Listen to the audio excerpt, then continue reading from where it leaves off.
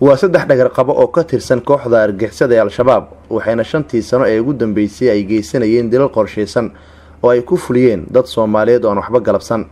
ciidanka amniga oo howlgalo joogto ah ka fulinayay degmooyinka gobolka Banaadir ayaa ku guuleystay in ay gacanta ku soo dhigaan dhagar qabayaashani ka tirsan argixisada, waxaana xusid mudan in markii la soo qabanayay dhagar qabayaashani ay ku mashquulsanaayeen fulinta dil haweeney kamid ah kuwa qaadka ganacsada, inkastoo gacan ku dhiglayaashani ay u dhici weysay bistooladii ay howlgalka ku fulinayeen. saldhigga degmada Wadajir ee gobolka Banaadir ayaa lagu soo bandhigay saddexdan dhagar qabe iyagoo warbaahinta hortooda ka qirtay dhagaradii guracnaa oo ay fuliyeen. magacayga waxaa Shucayb Cabdullaahi Xaaji oo ka tirsan xarakada al-shabaab. magacayga afgarashada waxaa Axmed oo waxaan u qaabilsanaa degmada Wadajir. degmada Wadajir qaasatan waxa aan shaqo gacanteeda ku qabto waxaa mid qaar ka tirsan suuqa weyn iyo kuwa oo luuqan oo isbitaal Madiina ka mid ah. tan hadda oo dawladda ugu dambeysay ay soo qabatana waxaa mid oo siliga Ameerikaanka ah.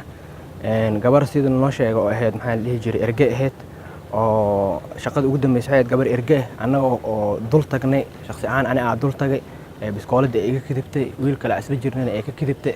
magacaygu waa Maxamed Cusmaan Macalin Axmed kuna magac dheer oo la yaqaan Cabdi Weli kuna dhashay Madiino gaar ahaan degmada Wadajir.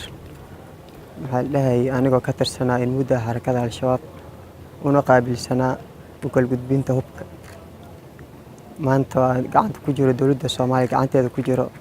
waxaan ka codsanaa hubkaas aan u geen jiray eheladii lagu dhibaateeyay dadka lagu dhibaateeyay eheladooda inay cafiyaan.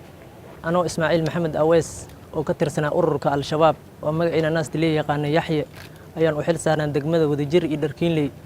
fal ayaan ka fulin rabnay meesha beerta jaadka islaan jaadooley oo ka tirsan ergada dawladda Soomaaliya.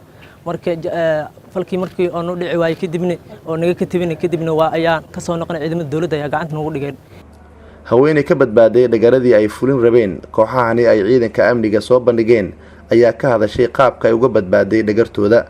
mahad celinaya waxaan rabaa in micnaha ii sheeg meel la geeyo ilmahayga iyo aniga man la meeleeyo. odagayga waa boolis waxba ma haysayo 7 caruur aan korsanayay marduuf jaadahan kadaayay naftayda u soo duuleen in meel ay saaran rabo. gudoomiye ku-xigeenka amniga iyo siyaasadda ee maamulka gobolka Banaadir mudane Maxamed Cabdullaahi Maxamed Tuulax ayaa ka hadlay howlgalkani oo ay ciidanka amniga fuliyeen.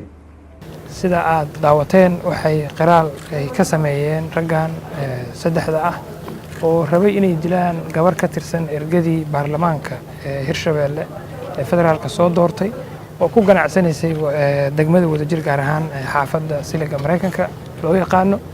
ciidanka amnigu ayagoo ku jira roondooyinkoodii caadiga ahaa waxaa u suurta gashay inay ku dhacaan nimankan oo raba inay gabadha dilaan. waxaa qadar rabbi ilaahay qoray in bistooladihii labada ahaa ay isticmaalayeen ay u shaqayn waayeen inay ku dilaan gabadha oo ay u dhici weysay balse ay isku dayaan ayagu inay dilaan. ciidankii ayaana gacanta ku dhigay. aad iyo aad ayaan uga mahad celinaynaa. waxaad arkaysaan saddexdooduba sida ay waraysiga ama baaritaanku ay laamaha amnigu sameynayeen 3 maalmood la soo dhaafay ku ogaadeen inay nimankan falal dilah oo tobaneeye ka badan dhowrkii sano la soo dhaafay ay degmadan ka geysan jireen. laga soo bilaabo 2014 ilaa iyo hadda qiyaastii waxay dadka ugu badnaa oo degmadan lagu dilo bay ku dili jireen sida ay ayagu qirteen dad badan oo iskugu jira saraakiil shaqaale dawladeed wasaaradaha dawladda ka tirsan ciidanka dad shacab ah oo runtii ama xarumaha dawladda u imaan jiray howlo shaqo ama howlo ayaga u private ama ka ganacsada goobaha kala duwan intaba waa ay dileen. Nuur Saciid Haliil warbaahinta qaranka Soomaaliyeed magaalada Muqdisho.